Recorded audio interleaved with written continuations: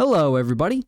In today's video, we'll be going over how to build a looting-based copper farm that will net you upwards of 3,000 copper ingots per hour, and with no end island reservations required. This farm was designed and tested in Minecraft 1.20 Java Edition.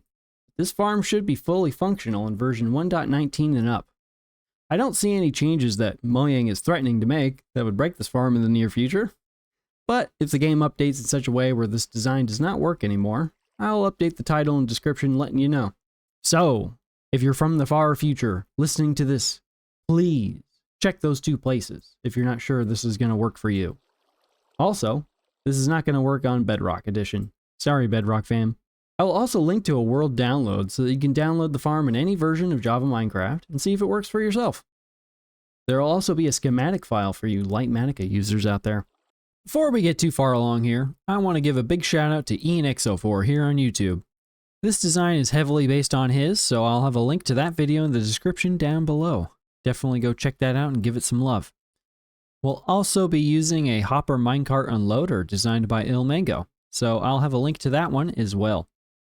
In this iteration of the farm, we will be building it in the overworld, with the only requirements being playing on hard mode, an auto clicker, silk touch, and preferably a zombie spawner cage. Now, just like the original, this one doesn't need the spawner, but it's nice to have because that means you don't have to store like 5 million zombies in the farm for the next time you want to use it, which can be very nice when you're playing on your mom's laptop or a server with your friends. You want to get nuts? Let's get nuts. How about 1,000 zombies on screen at once kind of nuts? Fret not, wary viewer. Due to the way that Minecraft behaves, this performance actually gets throttled based on the hardware it's running on, so this should not crash anyone's server or PC. Another difference in this version is that we're going to be using an automated storage system, making it ideal for long farming sessions. Now, talking about rates. The rates are going to change depending on the local difficulty of the chunks that the farm is built in. And so, for those who don't know, each chunk in Minecraft has a personal value called local difficulty, which is exactly what it sounds like.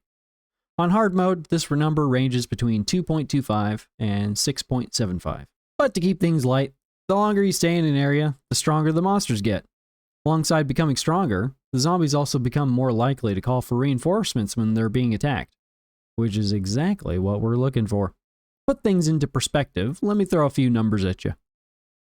In a freshly generated survival world, building this farm at the closest zombie spawner to world spawn, within 1 hour of running the farm, starting with 0 zombies, I got 780 copper ingots, which is not bad.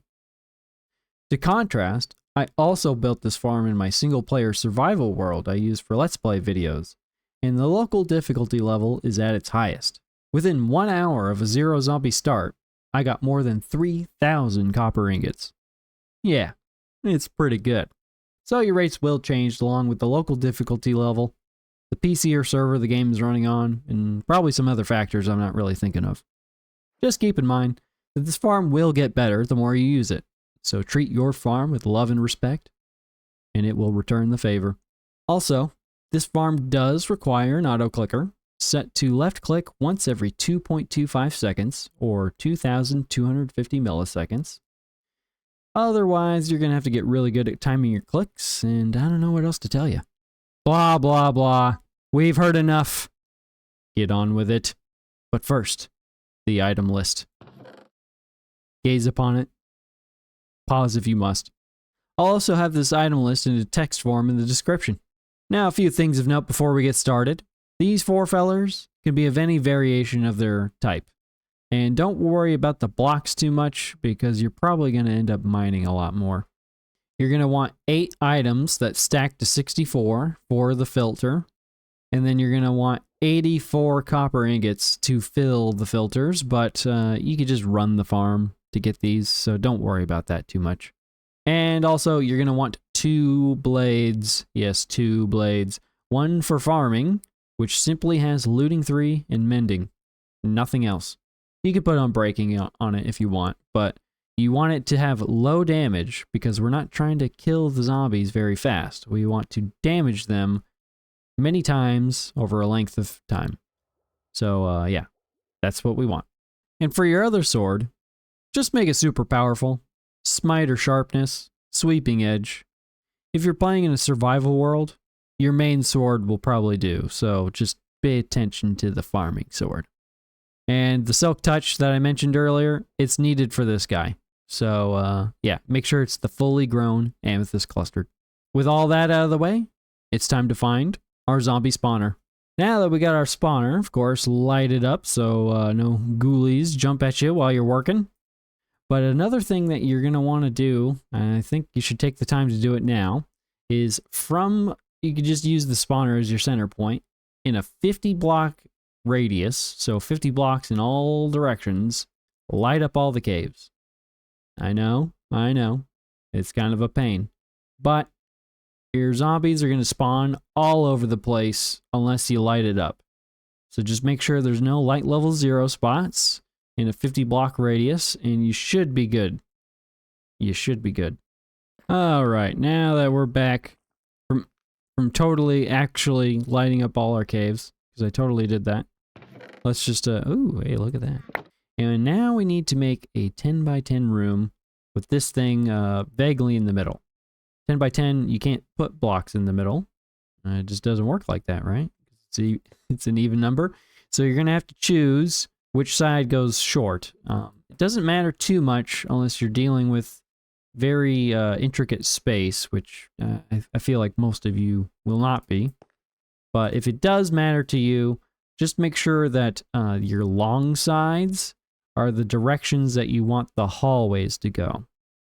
Oh, and the roof needs to have 2 blocks of space above the spawner. So 2 blocks of space like that. So roof with 2 blocks of space in a 10 by 10 room. Okay, I made the room here a little bit, so I just kind of wanted to show it because I feel like I didn't explain it too well. What I meant by short side, long side, and all that. So notice with this, where we have our spawner, we got 4 blocks of space between the wall here on both these sides here. But then on this side, we got 5 blocks of space. So that's what I mean by short side, long side. Our hallways later on in the farm are going to go in these 2 directions. And that's what the spacing here dictates. Okay. Just wanted to make that clear. And so now that we got this far, what we need to do is we need to take this room down. We need a total of 9 blocks in height. And so that would be, yeah. So that would be 6 blocks below the spawner here. All right, we got our room dug out. Again, 10 by 10 by 9 with a 2 block space above the spawner. Now we're going to go underneath the spawner here, and on the short sides of the spawner, 2 magma blocks, just like so. So with the space underneath the spawner is where we're standing.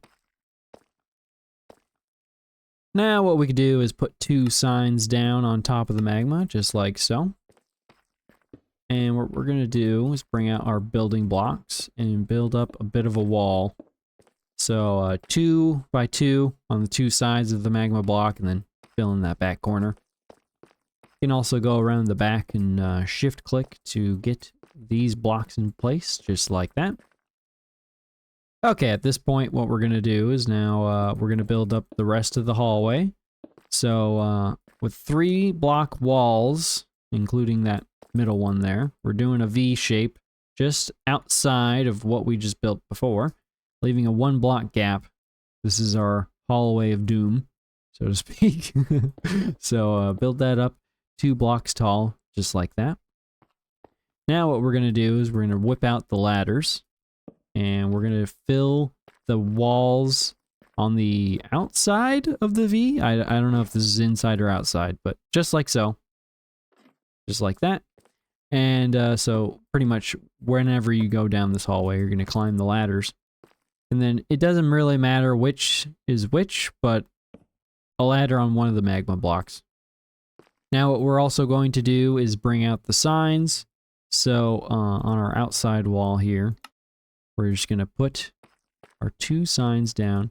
That should be all the signs from the item list. We're going to put water just on the other side of the sign, on both sides. So what you should see is flowing water. Although it's a little hard to tell with my shaders, but prettiness. The water should be flowing, and if you get in it, it'll push you forward just like that. Now you notice I climbed the ladder, so what we need to do is put a roof on this thing. So you can kind of shift click just to put the blocks in place over the two signs just like that. And now this is a very important detail. You're going to put a bottom half slab right here. It'll make sense in a little bit. Now we could just put blocks all over the top of the rest of the hallway. And then what we want to finally do is waterlog that slab.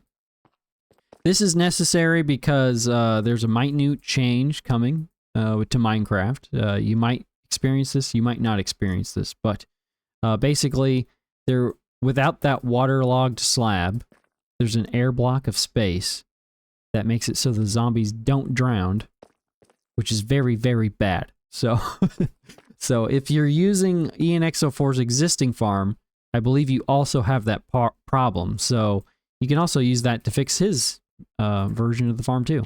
So everybody drowns. Yippee! And then now what we're going to do is we're going to put our few slabs right here. This is going to be our entrance in and out of this this mechanism here. And you might as well do it right now because it kind of helps with lighting.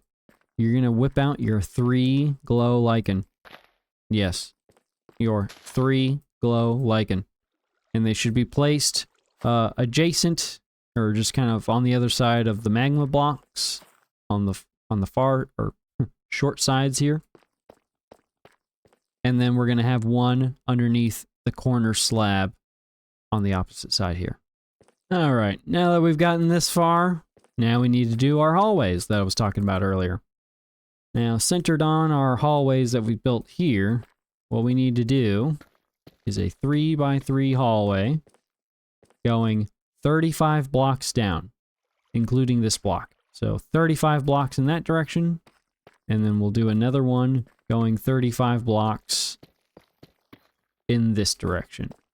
Now, one thing that you're probably going to find helpful when you're doing these hallways is bring your chains with you and then lay them down along the path behind you. Because what this is going to do is this is actually going to spawn-proof the hallway, so you don't have to light it up.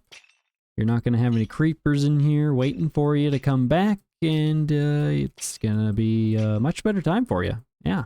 Fun little fact about these chains.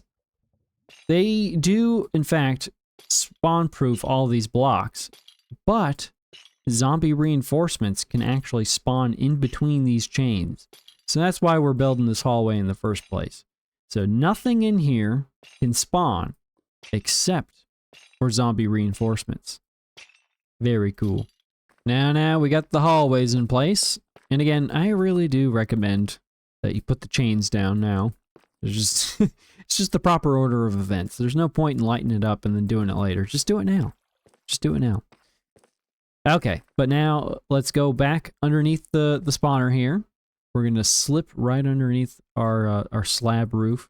We're going to dig out a 2x2 room, just like you see me doing.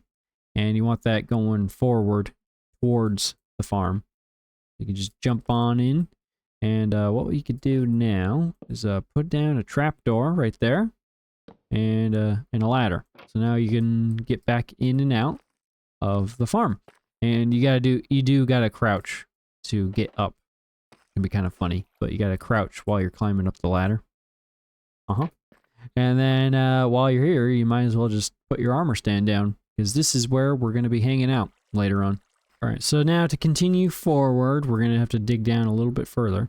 So go down 5 more blocks. About 5 more blocks, and then you can put ladders behind you so you can get back up, of course. And then now what we need to do is we need to dig out a little bit of a space. I reckon that this space needs to be about 7 by 17, with our ladder here being in one of the corners here. So I'm going to go out 7 blocks here. That's 1, 2, 3, 4, 5, 6, 7. And then I'm going to take it down 17 blocks this direction. We'll worry about the height in a little bit. Now, all of this really isn't super necessary, but it's going to make your life a lot easier when setting up this redstone, so I just kind of generally recommend doing it. And then don't forget to light it up too, otherwise you're going to have some zombies down here. So I did a little off-camera mining, and I dug out the room. Again, 7 by 17 blocks long, and then the roof, we can just kind of raise the roof so that it's flush with the bottom of the farm. So that's kind of like the bottom corner of our farm zone, just for reference. And then so now we have all this free space to do our redstone with. Perfect. This block right here is the block that all the zombies are going to be standing on. So you can mark it off if you want, but we can just take mental note. So we want a block underneath it, not directly underneath it. We want a space of air there, but a block right underneath it. Now we're going to go out 3 more blocks, so with a total of 4, like you see here.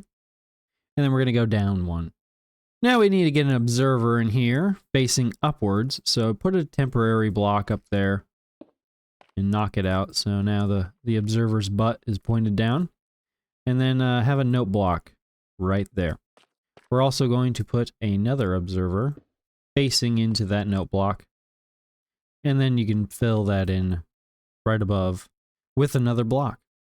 All right, this next part we're going to need a few more blocks for temporary sake, because we need to get up here so we can place.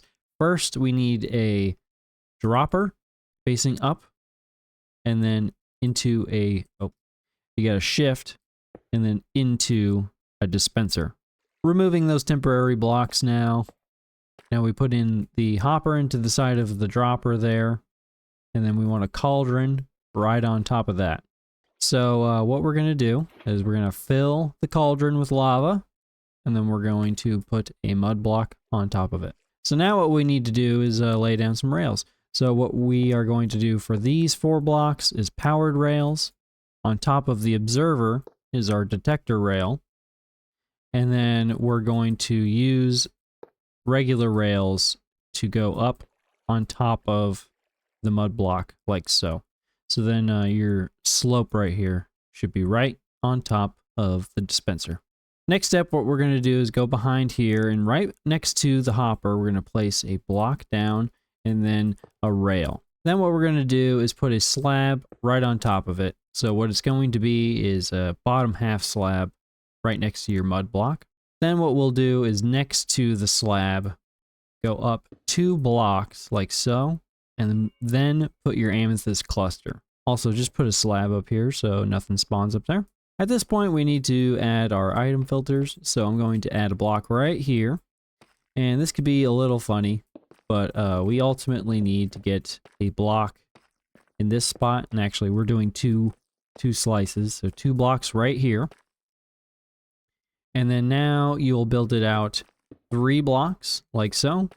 And then if you do the room like I did, you could just kind of use the wall and the floor, because we're making the good old Impulse SV item filter. All right, now we need to bring out our redstone bits, because here we're going to start using them. Use your repeaters and have them pointing forward in these middle slots here. And you'll probably need a temporary block, but just to get up here. So now up here, what we're going to do is use comparators pointing towards the back wall here. And then we're just going to fill the rest of this in with redstone dust. Also, don't forget, redstone torches, like so, right on the other end of our repeaters. Now climbing up here, what you could do is just shift click and just shift click on the side of the comparators, and that will put the hoppers in such a fashion that the little tail is facing towards the comparator. Very important. Okay, and before we get too far ahead of ourselves, we're gonna extend our chests out the front here. So just give me a moment. Let's just chain, I don't know, 3 chests down. I think I have the item list set for. You can extend these chests as far and as wide as you want. This is where it all happens. So we're just gonna do a little something like that. Now heading back up on top of the filter, we're going to set it now. So what I've prepared is this filter item. You can rename it on an anvil, pretty cheap. But you could just use an item that's not going to go through this farm, like birch slabs or something. Whatever you got. Make sure it's an item that stacks to 64 though. What we're going to do is fill the last 4 slots just like that. And if you did everything right, they shouldn't suck through. Then what you could do is just set your copper in. Technically, you could just set 1 in here, like that, if you're low on copper or anything like that. But the filter really wants about 42, I believe. So watch it drain down. I believe it's 41, 42, somewhere in that range. 41, there you go. So now just do that on both sides. So now we need to finish off the item collection. So I'm going to do a block right off the side of that popper there, and then just using the wall, I'll just put a block right there. What we're going to do then is put a piece of sand, or a block of sand, whatever, on top of that block right there. And then a cactus. We might need to knock out the ball right there, but we need a cactus right there. Now what we need to do is we could just shift click off the side of the rail right there and build a bit of a wall going all the way down, like you see me doing here. And if you go too far, it'll break the cactus, so it kind of has to end right before the cactus. Now what you want to do is take a bucket of water and waterlog the rail right there. So now water's going to pour over everything down to the cactus and stop. Perfect.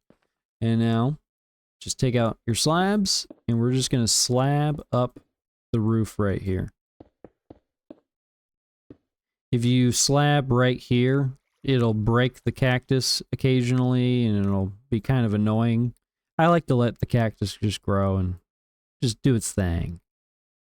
Okay, we're almost finished, everybody. Almost. But before you forget, because I almost forgot, put your hopper minecart in there. Doesn't really matter, the hopper or one of the droppers or dispensers, the system will figure it out. So just put it in there somewhere. And also, whip out your levers, because we need to power our powered rails up there. So now, this is all primed and ready. Once this block gets powered, we'll have item collection happening. So we need to get a redstone signal to this block right here. We're going to hook that up to this block here. This is going to be on the inside of our farm, so we're going to have a lever right next to us at all times. And so we just need to get our redstone signal down here. So just finagling with some blocks in the walls, everything like that. Put down some blocks like so. Then what you can do is just get on up here. Lay down your redstone dust. Just like that. Now with that in place, what we can do is go up into the kill chamber. Put a lever right here. And we're going to flip it once. You should hear a little bit of action. And then nothing. That's normal. So now what this lever is set to is when we flip it off, now our hopper minecart collection system, well, it just starts collecting. Next thing's next, we're going to hook up the on-off switch for our zombie spawner. So we're going to hook that up to a lever that's going to be on this block on the inside of our kill chamber. So we need a block right here, and we're going to go out 5 blocks. So 1, 2, 3, 4, 5. And then now you ought to get your scaffolding or all your temporary blocks, whatever you got, because you're going to need them. We're going to be pillaring up. We need to do a redstone torch tower going up 6 redstone torches. The last torch won't have a block on top of it. Alright, we did the redstone torches, but don't forget your redstone dust. That's pretty important. So now, this right here is the corner of our farm, essentially. So counting this block, where we need to go 6 blocks forward. So we go 1, 2, 3, 4, 5, 6, and then 1, 2. If we did everything correctly, if we just break this block here, we should be, right on top of the spawner. So now what we're going to do is we're going to remove that torch that's on top. We're going to place a redstone lamp, and then make sure this block right here, this has to be redstone powerable. So a brick, you know, something that can transmit redstone. That is the limitation there. Now we're going to take redstone dust, bring it on down, and connect it to this torch right here. Now if we go back to the kill chamber, we're going to whip out our last lever, and we're going to flip it on. If we crawl up here now, we should see, voila, the lamp is lit. So now we can just remove these torches. Any and all torches can now be removed, because once this lamp is on, nothing's going to spawn in here. As long as you got the glow lichen, that is. So now this is a spawn-free zone entirely. Job's done. Yep. That was it. That was the farm. That was everything that you needed to do. It's a pretty simple design, if you ask me. With what you get in mind, you know. You'll see. You'll see. Okay, so how do you use this farm? I hear you asking. Well, first, what you want to do is fill all the slots in your inventory with something, like this torch here, you know. Just so you don't get the items stuck in your own inventory. And then what we're going to do is we're going to flip this switch right here. It's gonna turn off the lamp, and oh, there's our friends. So now what we want to do is annoy them, and oh yeah, make sure you're in survival mode. But annoy them.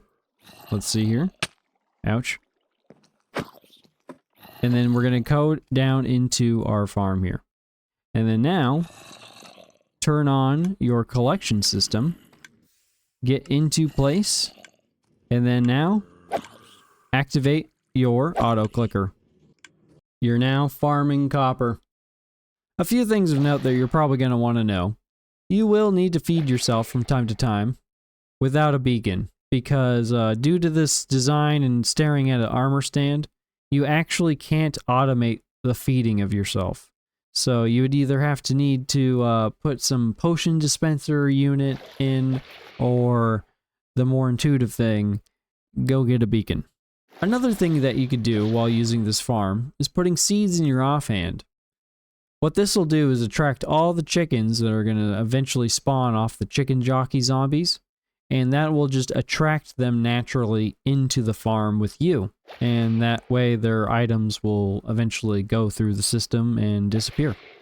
And lastly, what you'll want to do when you're done using the farm is flip your switch to turn the lamp back on, but leave the item collection turned on, and then keep your guy swinging the sword.